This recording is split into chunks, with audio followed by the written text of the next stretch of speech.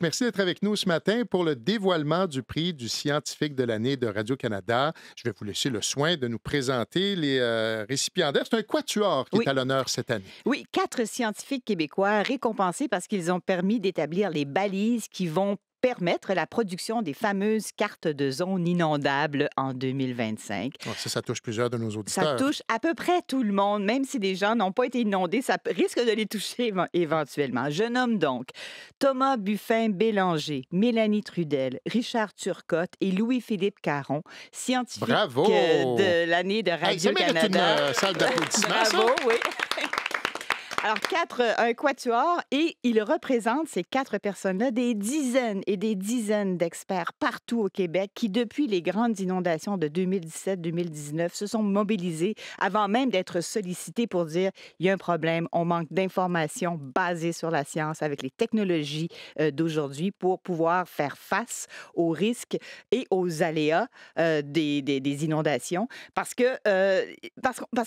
les cartes inondables des anciennes, on partait de loin, étaient peut-être pas toujours basées sur la science elle-même. Ça variait d'une municipalité à l'autre. C'était parfois négocié, ces zones inondables. Alors, Alors, pour qu'est-ce une qu'ils ont fois, fait, eux?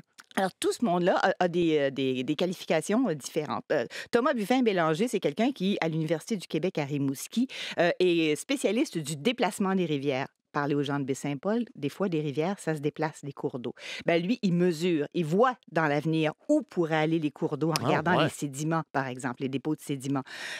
Mélanie Trudel est à l'Université de Sherbrooke, ingénieure spécialiste de la collecte de données. C'est elle que vous allez rencontrer dans les rivières avec des bottes, avec des kayaks, avec des instruments de mesure pour comprendre les débits des rivières aujourd'hui, mais aussi dans l'avenir. Elle travaille aussi avec des satellites. Là, ça va recueillir des données sur les rivières et sur les cours d'eau. C'est important comme ça. Louis-Philippe Caron, il est à Ouranos. C'est un groupe de recherche privé. C'est Ouranos qui fournit les scénarios de changement climatique parce que, pour une fois, les cartes, elles vont inclure cette donnée-là.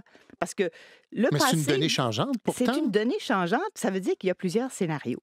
Alors, Ouranos fournit 2 ou 3, 4 scénarios pessimistes jusqu'à l'optimiste, dans le cadre sur lesquels on peut imprimer donc les données qu'on a pour voir comment vont se comporter les rivières et les cours d'eau dans l'avenir, parce que le passé n'est plus garant de l'avenir. On l'a vu, ça peut surprendre.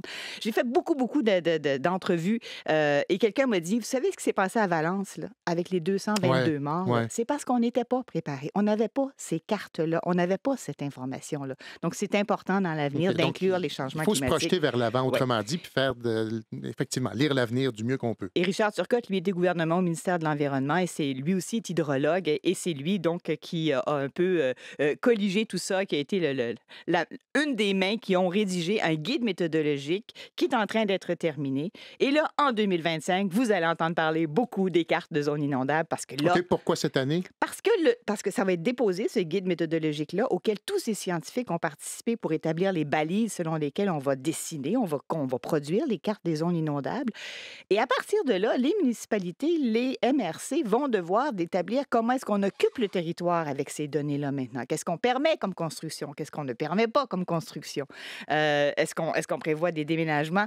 Il y a beaucoup de gens qui ont commencé à réagir parce qu'il y a des cartes, des projections de cartes inondables qui ont commencé, Mhm. des cartes de zones inondables qui ont commencé à être publiées. Ça fait réagir les gens qui se retrouvent dans des zones inondables alors qu'ils ne pensaient pas l'être. C'est intéressant parce que là, vous touchez à l'enjeu, disons, ou à la Social. dimension, c'est ça, sociale et politique. Ces gens-là font un travail fondamental Mhm. aujourd'hui, mais vont se heurter à une espèce de résistance, hein, parce C'est-à-dire que ça vient chambouler complètement notre façon de faire et notamment notre façon d'envisager le développement urbain. et d'habiter le territoire, bien sûr. Et c'est pour ça qu'on le donne cette année, le prix. On le donne à ces gens-là qui ont fait la science dure, qui vont permettre de prendre des décisions qui sont difficiles et qui auront un impact dans la vie des gens. On le sait qu'en 2025, ce dossier-là, il va devenir beaucoup plus émotif, beaucoup plus politique.